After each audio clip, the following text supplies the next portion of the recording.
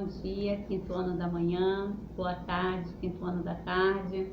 Vamos dar início à nossa aula de português, tá? Mas antes de seguir, né, a ordem que nós estamos no livro, eu gostaria que vocês voltassem no nosso livro de português, na página 15, que a professora Georgette, né, deixou passar uma explicação muito importante.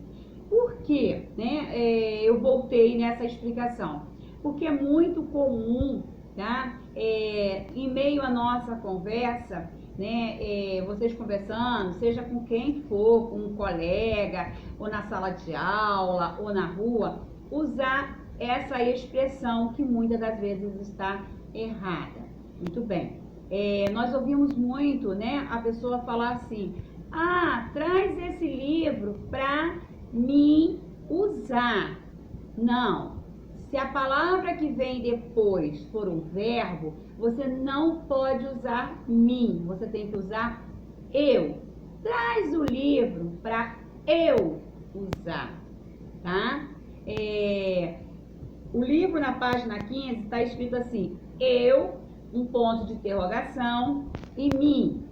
Acabei de pegar um livro para eu ler. Muitas das vezes, né, as pessoas falam para mim ler. Tá errado. Porque a palavra que vem depois, ela é um verbo. Vai ser uma ação que você vai praticar. Não existe para mim comer, para mim lavar, para mim sorrir, para mim... Não. Se é um verbo, se é uma ação, não pode colocar o mim. Tem que colocar eu, para eu comer, para eu falar, para eu ler, para eu sair, para eu, o quê? Para eu beber, tá? Não é para mim beber.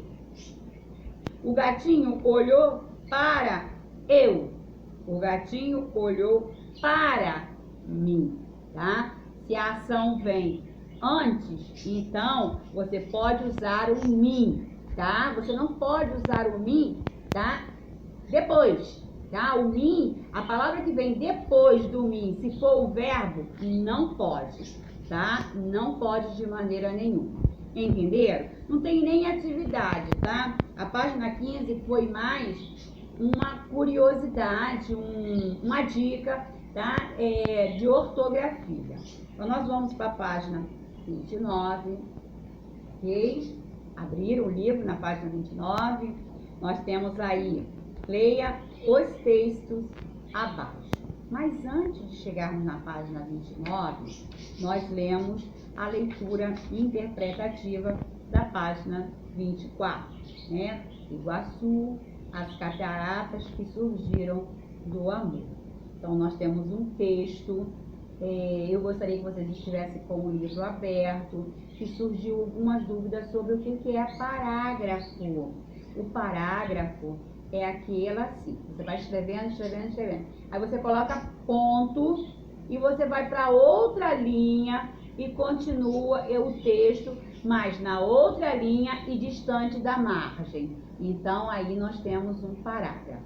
Olha só. Na página 24, nós temos assim, olha, vamos lá.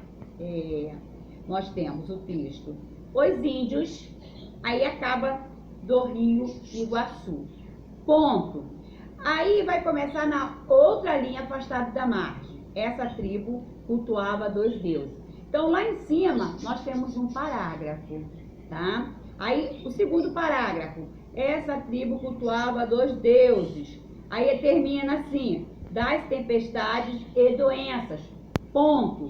Aí nós temos um outro parágrafo, tá? Aí o texto vai continuar na outra linha, afastado da margem. Então, isso que é parágrafo. Então, vamos retornar para a página 29, tá? Texto 1. O texto 1, ele vai fazer um complemento, tá, do texto anterior. Ele vai falar que a região do Foz, ela também é rica em em atrações turísticas.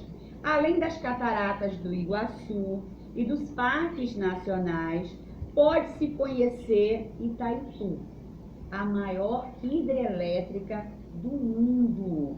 tá? O Macuco Safari, com trilhas ecológicas, tá? E aí ele vai falando, né, quais são as atrações que você pode, além das cataratas, você pode visitar. Aí ele continua, o texto número 1, ele continua falando que as cataratas do Iguaçu foram visitadas pela primeira vez por europeus em 1542. Então, quer dizer, 42 anos depois do descobrimento do Brasil, os europeus foram visitar as cataratas do Iguaçu. E ele continua falando, né, que a expedição descia o rio Iguaçu com canoas, tá? Com os índios Guarani, na tentativa de alcançar o rio Paraná.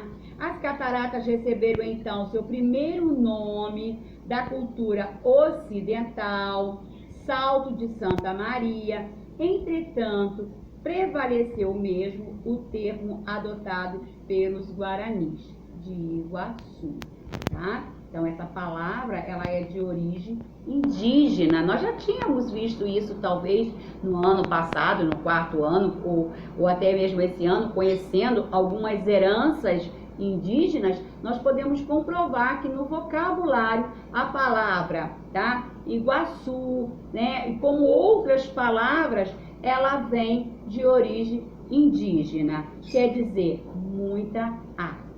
E nós temos o texto 2. O texto 2 mostra a localização de Foz do Iguaçu. O mapa aí mostra a Argentina. Eu já tive o privilégio de ir em Foz do Iguaçu, passar pela Argentina, tá?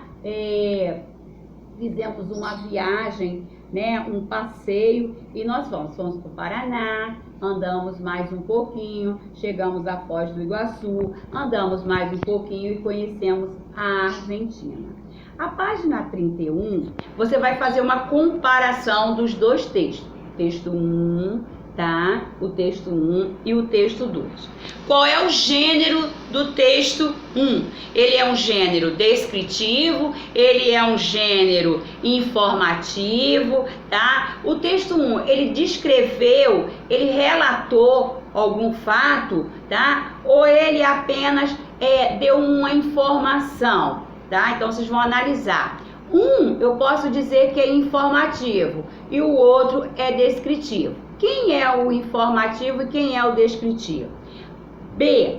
Quanto à organização, tá?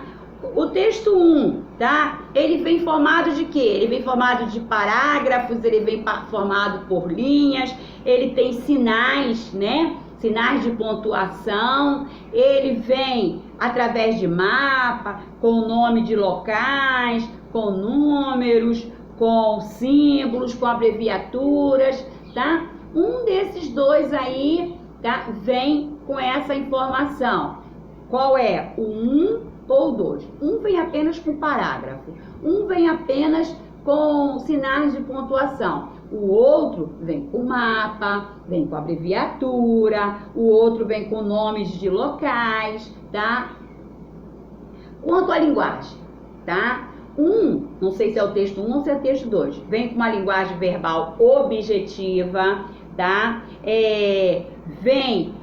As informações são verdadeiras, e um outro vem com a linguagem não verbal, tá? Vem apenas com informações visuais, você vai olhar e você vai ver.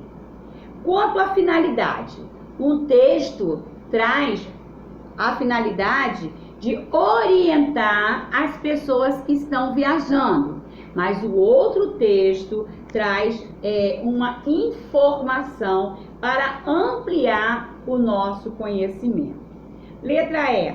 Quanto à vinculação, tá? Esse texto aparece em livros, aparece em revista, aparece em guias, tá? Aparece em rodovias.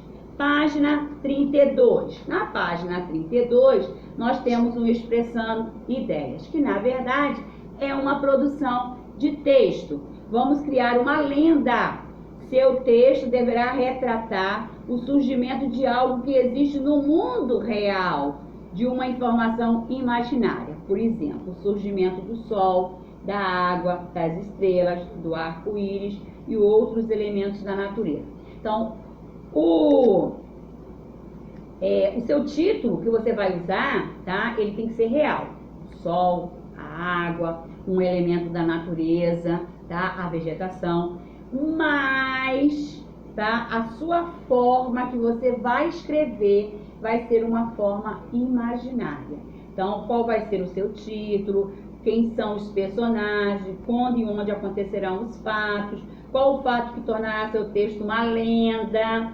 Como vai explicar o que imaginou? Seja criativo, porque depois você vai ler seu texto, só que nós não vamos poder ler, né? Quem sabe tia Georgette pede alguém para gravar aí, né, um vídeo e mandar para tia Georgette, quem sabe? E na página 33 você vai escrever, tá, o seu texto, ok? Um beijo no coração de vocês e fiquem com Deus.